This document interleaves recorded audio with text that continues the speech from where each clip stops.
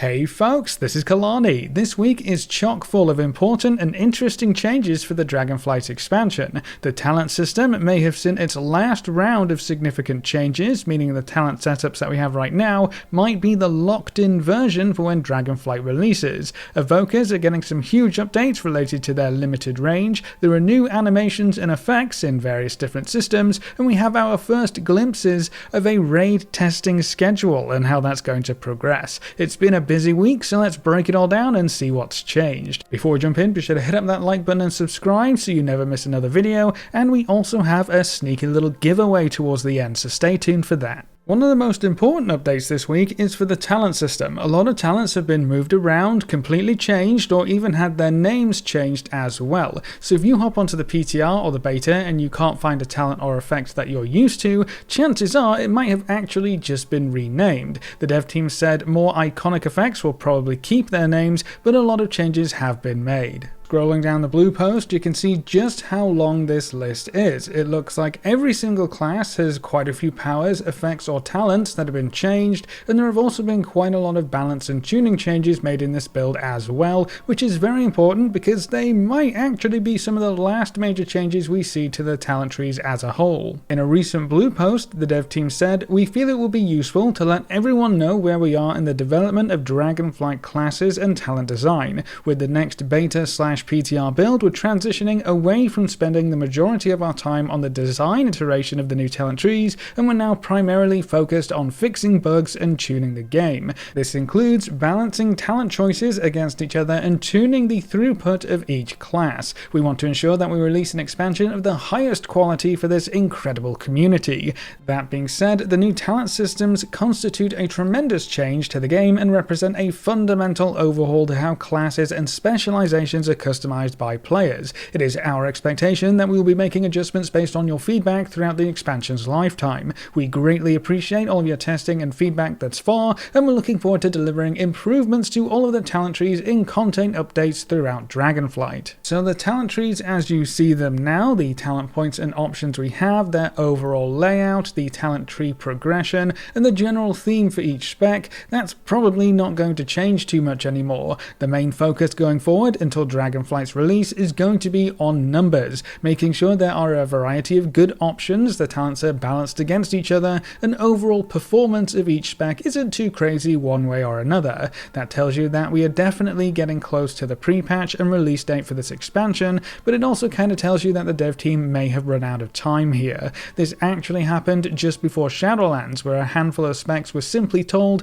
"We do not have enough time to make the changes you need, but we'll get to you in a future major patch." They snuck that in with this blue post too. We'll make more changes throughout the expansion's lifetime. So that's not to say that zero changes will be made at all ever until whatever new expansion comes our way. Major shift arounds could happen with large content patches in Dragonflight, but for right now, talents are kind of done. Now there was a small visual update that came through in this build for the talent window art and animations. Up until this build, the talent and specialization windows were marked as a work in progress, but now they are not, so this should be at least closer to the finished product when Dragonflight releases later this year. There are a few changes to the art, specifically the borders and the tabs for choosing your window. The backdrop for the talent pages are also animated slightly. There are small moving elements in the background, which is really cool, but the main animation changes here are for when you are changing talents. Unselected talents will sometimes shine a little, the light moves across the icons in a sweeping motion,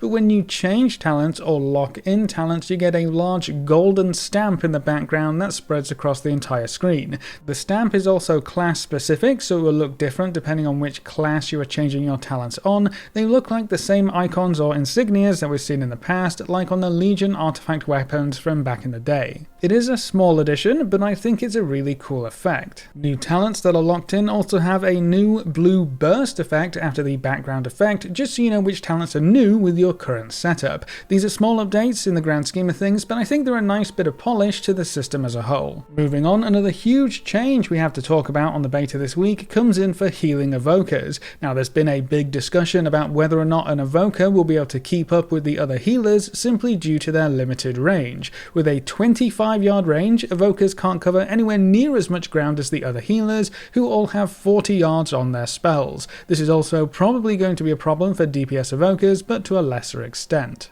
Well, in next week's build, Preservation Evokers will have their range bumped up to 30 yards. Still not the 40 yards that some healers were hoping for, but 30 yards lets you cover quite a bit more ground when compared to 25, and that will mean less movement required to reach the right targets in the heat of the moment. In addition to the range change, the cooldowns for Dream Breath and Spirit Bloom, and Evoker's two main Empower spells for healing, have been increased, but their overall healing throughput has been increased to compensate. This should make these Empower spells more effective in general when you use them, but you won't be able to use them quite as often, which also means you don't have to stand still to ramp up those casts as often. The general goal is apparently to create a mobile, mid-range healer, and the dev team wants to make sure tools like Hover, Verdant Embrace, Echo, and Rescue are flexible and powerful enough to compensate for that lower range. We'll just have to see how it all pans out and be sure to provide feedback on these changes to the class. Now, these are changes planned for next week's build, so you'll have to wait a little bit to actually test them out, but it's very interesting to see this class and spec evolve, and I wonder how the range increase will affect their overall power level when the expansion releases later this year.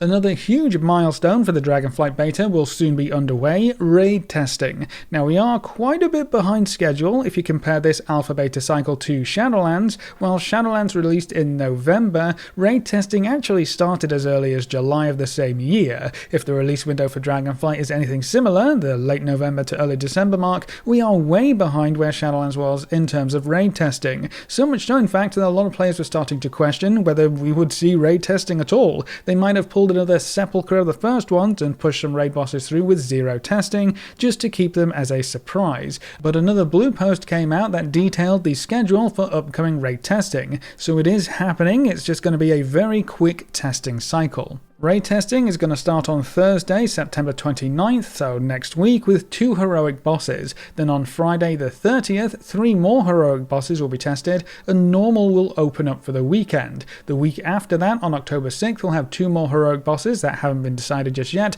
and then on Friday we'll see 2 mythic bosses, as well as the first raid finder wing. They're planning even further ahead though, showing that another 2 mythic bosses will be tested on October 13th, 3 more mythic bosses on the Friday after, and then the second raid finder wing in that same week. We don't usually see this packed of a testing schedule, so you can tell they're definitely trying to squeeze everything in as best they can. From this total list, we have 7 heroic bosses, 2 raid finder wings that cover 6 bosses, as well as 7 mythic bosses, and the entire raid will be open for normal. So it's safe to assume that the first 7 bosses of the expansion's raid will all get tested within this 3-week period on every difficulty. That's what I call rapid fire raid testing.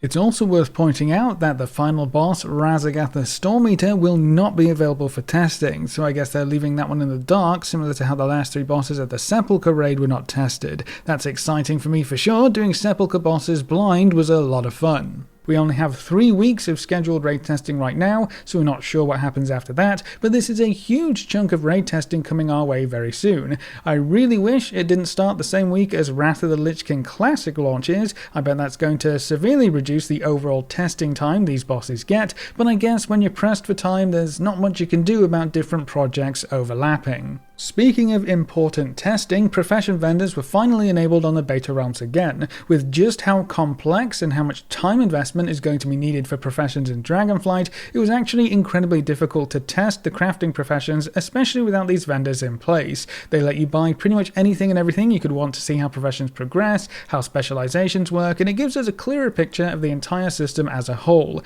I'm going to cover the profession overhaul in a separate video, which should go over all of the changes, how it works, and whether it's going to be worth investing in, so stay tuned for that. One very important confirmation that we got from the dev team regarding professions relates to how powerful crafted gear can end up being. While it is not currently available on the beta realms for whatever reason, the dev team reiterated that we will be able to craft items on par with Mythic raid loot. So if you put in the time and effort and can gather or source the appropriate materials, your crafted gear could end up being some of the best available gear in the game, or at least on par with that power level of item. That's crazy to me, and I'm excited to see how it changes up the end game progression paths in Dragonflight. Now, something that keeps popping up time and time again is when are we going to see Mythic Dungeons and the Mythic Plus system testing start up? Because we don't have very long left if the dev team wants to stick to a 2022 release date, and so far Mythic Plus has had zero testing. That's a little worrisome, but it might be right around the corner. This build gave us the Mythic Plus affixes for the new season in Dragonflight, so we might see those affixes in action with next week's build. But there is a curious change with these affixes.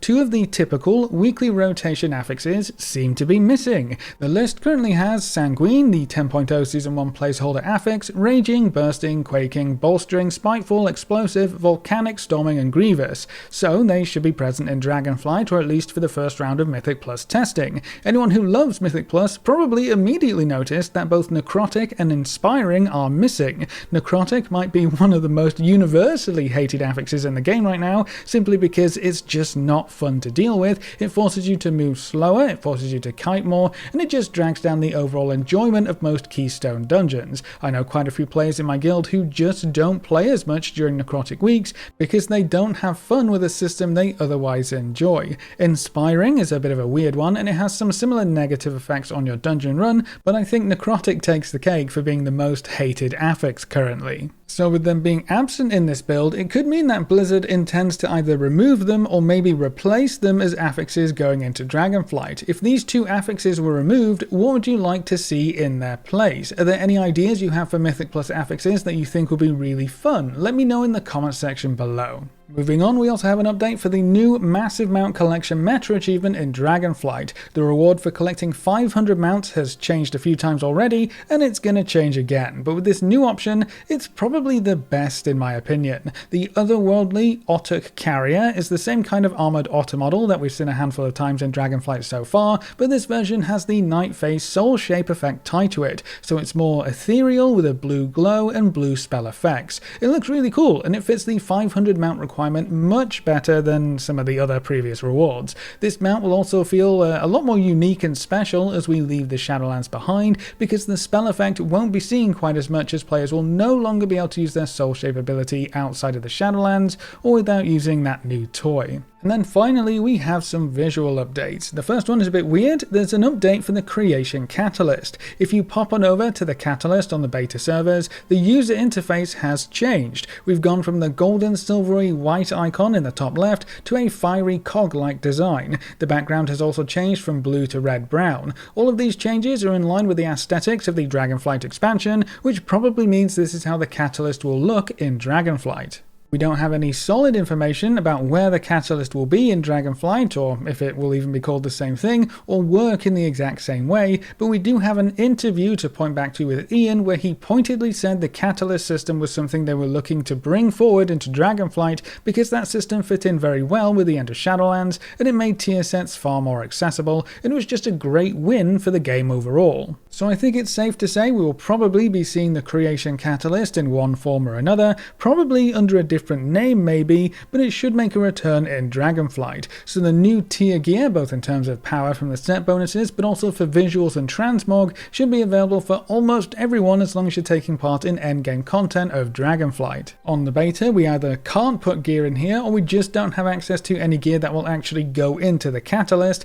In Shadowlands, the gear that could be used in the Catalyst was quite restrictive. It was Mythic Plus gear, rated PvP gear, raid gear from the Sepulchre of the First Ones, back when it was first introduced, and now it's pretty much anything from Season 4, or Sand-worn relic gear from Zereth Mortis. That was it. So what could be viable gear sources in Dragonflight? Well, the typical three are almost guaranteed, right? Mythic Plus, rated PvP, and raid gear. That's where all this started, but Dragonflight already has some other endgame gear options that are quite interesting. There's the Storm Sigil gear that everyone can progress towards through outdoor content. There's also the War Mode token gear, which again, pretty much everyone will have access to, but that one's going to be PvP specific. And then with Professions being a huge part of this expansion, we also have a lot of crafted gear to work with. So the main question, I guess, would be what sources are going to be viable for the Catalyst, and how much will they open up this system?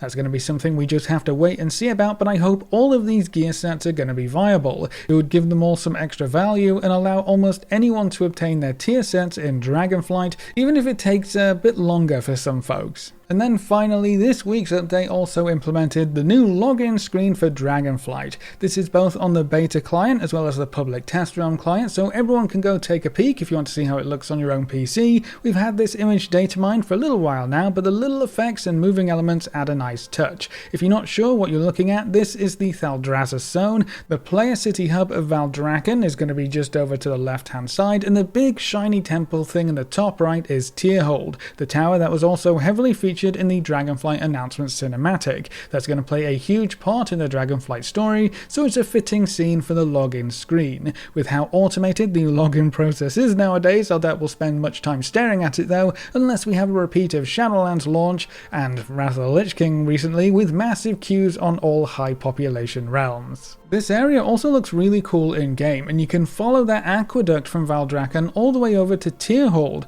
There's even a dungeon over near Tierhold that we'll be delving into for shiny loot, so it's definitely an area we'll be spending some time in and around. Now that's it for this video, but before we pop off, Blizzard has been kind enough to give us 2 Wrath of the Lich King heroic upgrade codes to give away to you wonderful folks to celebrate the upcoming release of Wrath of the Lich King Classic. So if you haven't purchased any of these upgrades, but you still really want to play Wrath Classic with some of the goodies, check out the comment below where you can find a link to the giveaway over on Twitter. It's incredibly simple to enter, so good luck to everyone. That's all of the major updates this week, so that's it for this video. How do you feel about the dev team moving on to balance and numbers tuning and larger talent changes being more or less done? How do you think the beta is shaping up so far, and is there anything that you are specifically worried about with the release date being so close? Leave all your thoughts in the comment section below. A big thank you to all of our supporters over on Patreon and everyone subscribed on Twitch. You can see the names floating by on screen. If you want to see more videos like this, make sure to subscribe and ring that notification bell so you never miss another video.